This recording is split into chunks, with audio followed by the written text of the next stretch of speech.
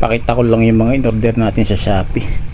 Mga kailangan natin para doon sa ating inagawang kwarto, tsaka yung kitchen nya. Ito yung pang pintura, nabili natin sa Shopee. Yan, Lotus yung brand, spray ito. Yan, bininalagay yung pintura natin sa bayan pa ba. Ito naman ito, tawag dito, canopy, yung may nakatakip na dun na trapal sa may CR banda. Nababasa kasi yung natin, yung flooring. Ito yung hose nung hose ng ipang spray. Tapos ito yung ating istuko. Yan, dalawang sako. Tapos may sealer yan sa loob, hindi ko pa nabuksan. Light gray yung kulay niyan.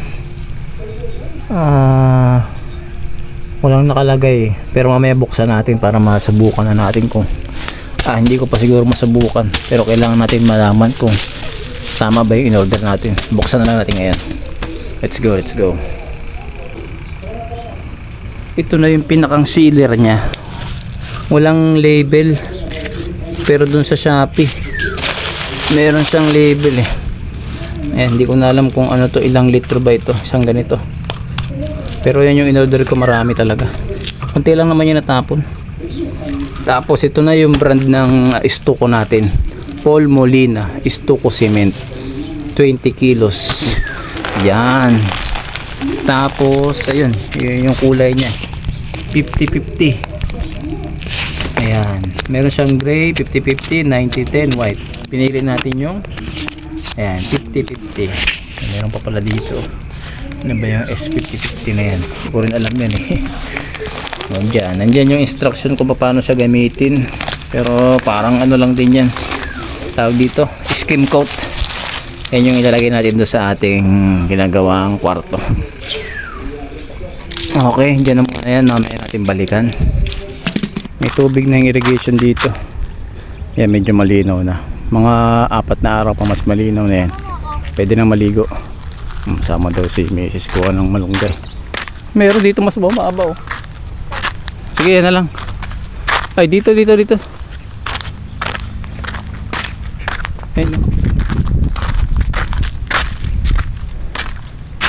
Dito marami kami tanim ng puno ng malunggay. Doon mo pala sa kabila, mas marami Ay pala, doon ako mo. Ayun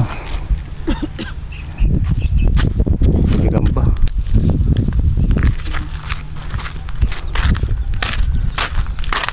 Hika na tayo.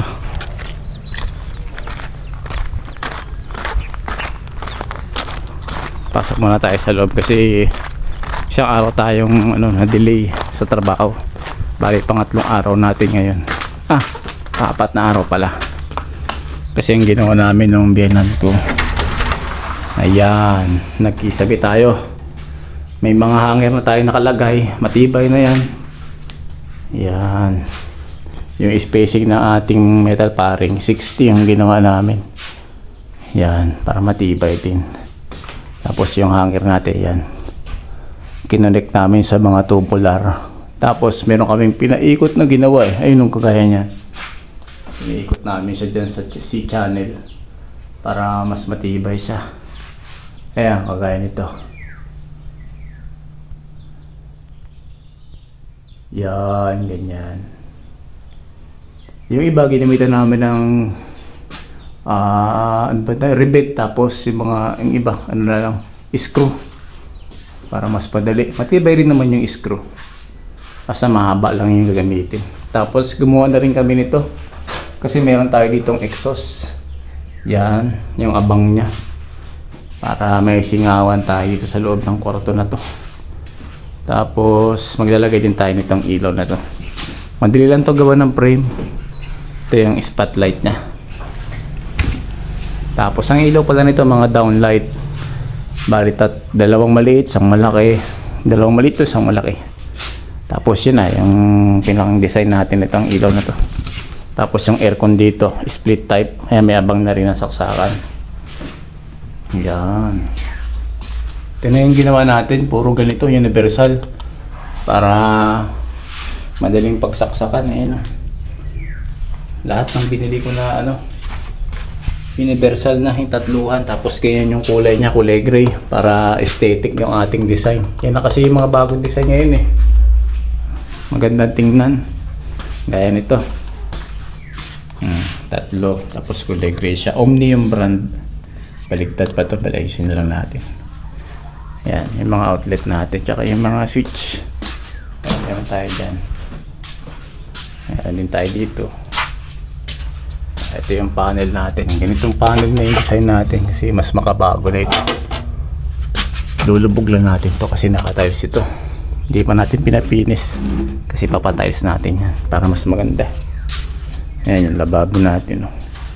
Nagluto ako ng itlog kanina. Hindi ko pa pala na tapon yung tubig. Tapon natin yung tubig.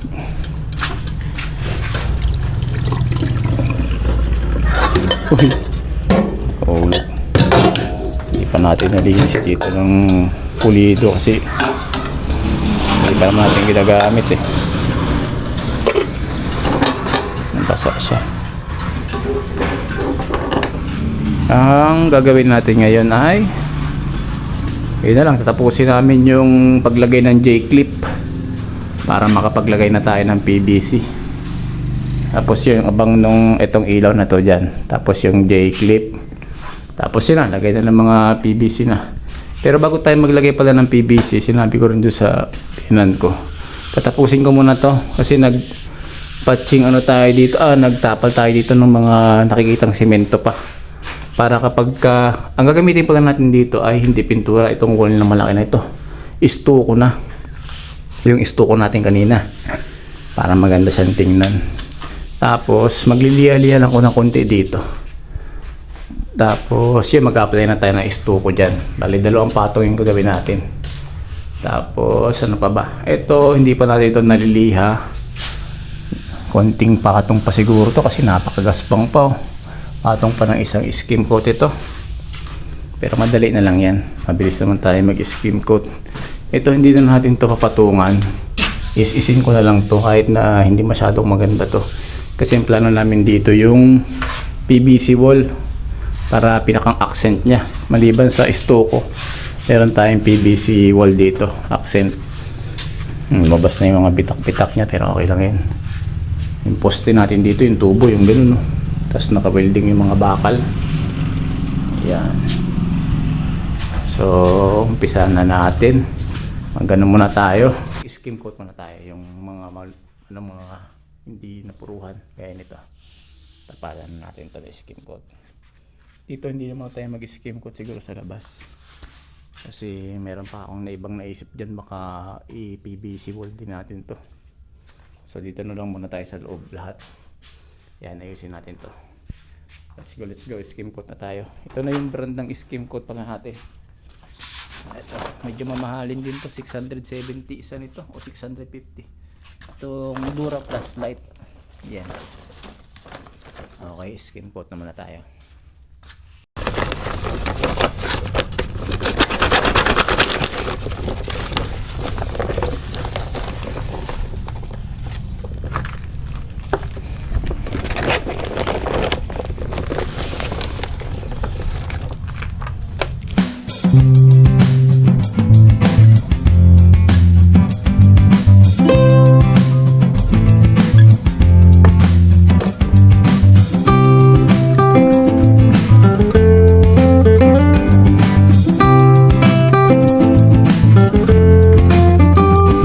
Meron pala tayong prutas dito. Ito, Golden Abio. Ito yung pinakang puno niya. Pakita ko sa inyo. Ayan. May iba, may mga bunga na rin yung iba. Check natin. Ayan o. Marami ng bunga, nabubulok na yung iba. Ayan. Ito natin yan nakuha.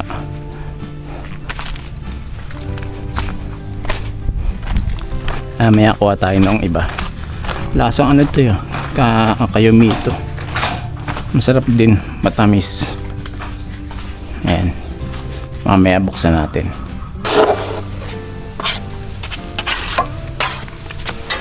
Ito na yung pinakamagandang nagamit ko sa pag-skim coat ko dito sa trabaho natin. Ang lambot niya ang gamitin. Sumasama talaga yung mga hinihila mo. Kung alam ko lang na maganda pala to, ito na lang sana ginamit ko dito. Kasi yung unang pahid ko dito, ang kapal ng gamit natin. Hindi siya magandang gamitin, nahirapan ako talaga. Kaya siguro hindi maganda yung pagkaka-skim coat natin dito. Kasi hindi naman tayo talagang nag-skim coat. Nag-ano lang tayo, nag-DIY. Practice lang. Kaya ganito yung kinalabasan. Hindi maganda yung pagkaka-skim coat natin.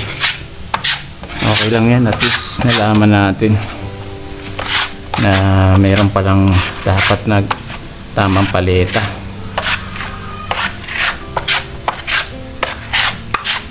Tsaka sobrang gaspang din yung ano natin, pader natin. Ang daming malalaking bato. Ayan, nagkabukol-bukol na. Kailangan natin patungan ulit.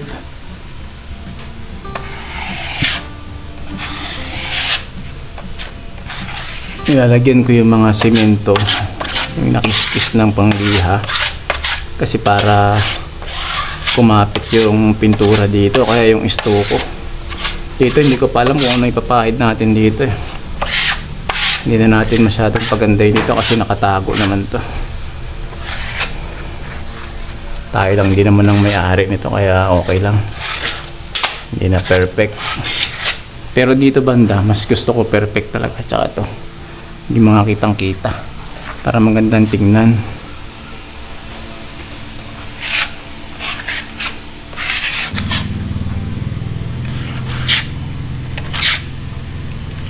Ayun, kahit pa paano nalagyan natin.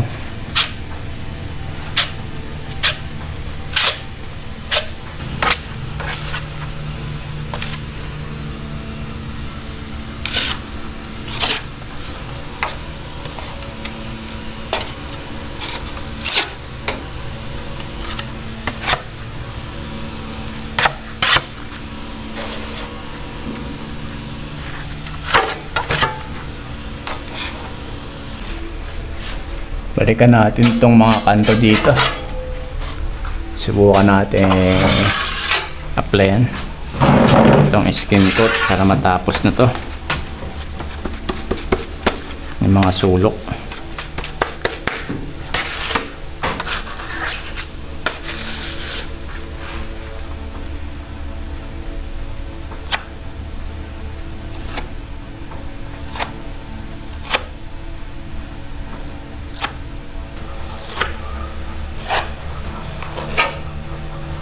Nag-i-install na kami ngayon ng J-clip, yung pinakang edge nya. Ayan.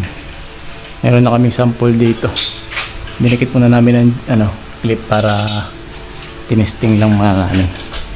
Tapos itong isa nakapagputol na kami. Tapos si Papa sinusukatan na ng pang 45 degree para sukat na sukat talaga.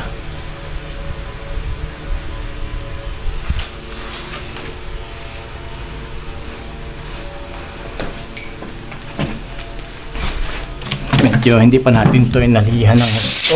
Yan. Iyahin na natin. May dulo lang naman.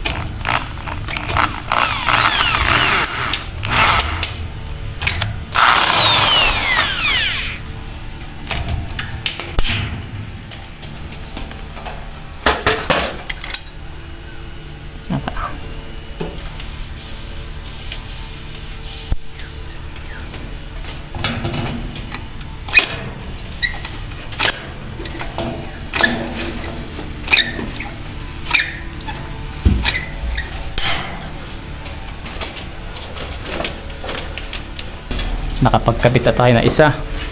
Diretso na ito. Ano yun? Nagbago na lang dito. Ano yun? Meron pa po. Pana, Dito naman kayo maglalagay. Dali na lang to. Okay, cut ulit tayo na pang vertical. 45 pala. Okay pa, okay na po ako dito.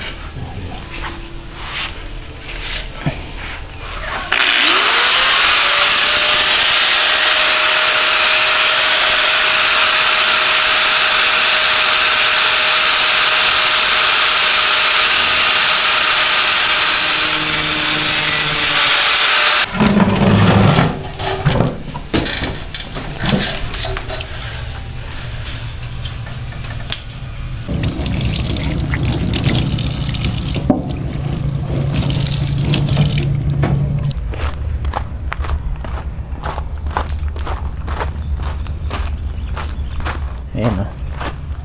Nakain na natin yung isa kanina umaga. May asim konti.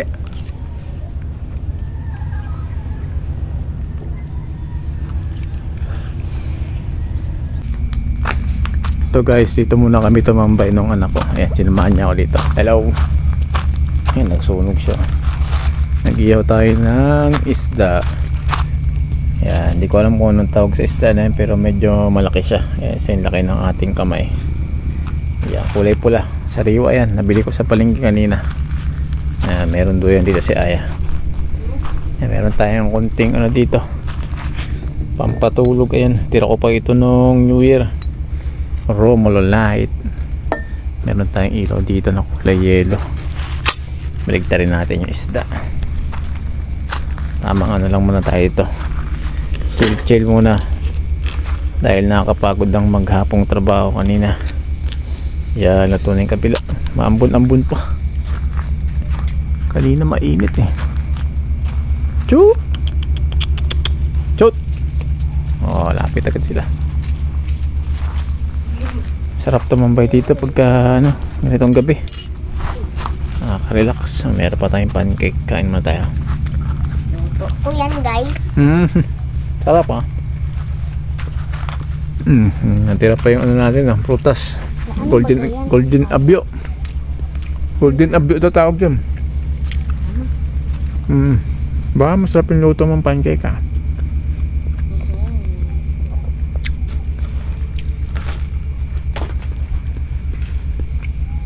Sana hindi lumakas yung ulan. Okay lang tumambay tayo dito.